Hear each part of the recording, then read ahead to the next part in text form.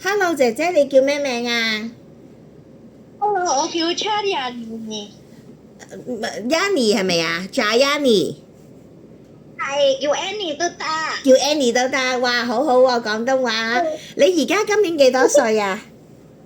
39歲，你結咗婚未？結咗婚？有冇小朋友啊？有啊，有一個女。有一個女，好。我想問下你之前喺香港做咗幾耐啊？做差唔多9年啦，幾多個老闆啊？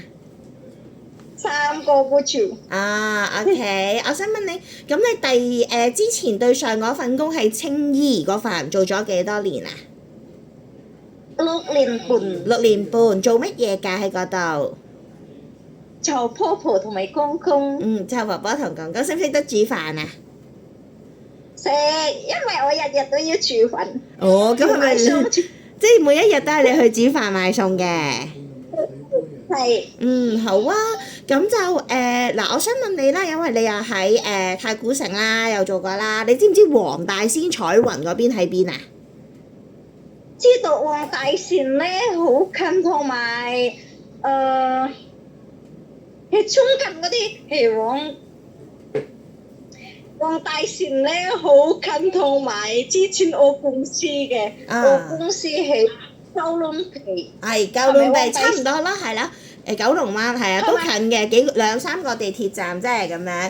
咁因為我有個老闆屋企咧，一個婆婆，咁婆婆而家自己住，健康嘅，係啦。咁但係咧就想請個姐姐幫手，不過咁因為婆婆住彩雲啦，咁就冇房俾到你，係啦。咁婆婆一間房啦，咁可能你要瞓廳喎，有冇問題啊？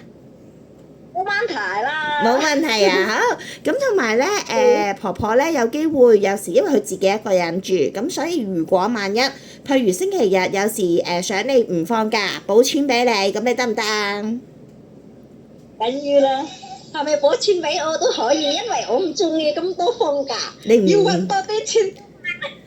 好啊，你唔中意放假，想揾多啲錢，咁你諗住，因為你之前喺香港做咗耐，咁而家個女有7歲，我見你諗住喺香港做多幾多年啊？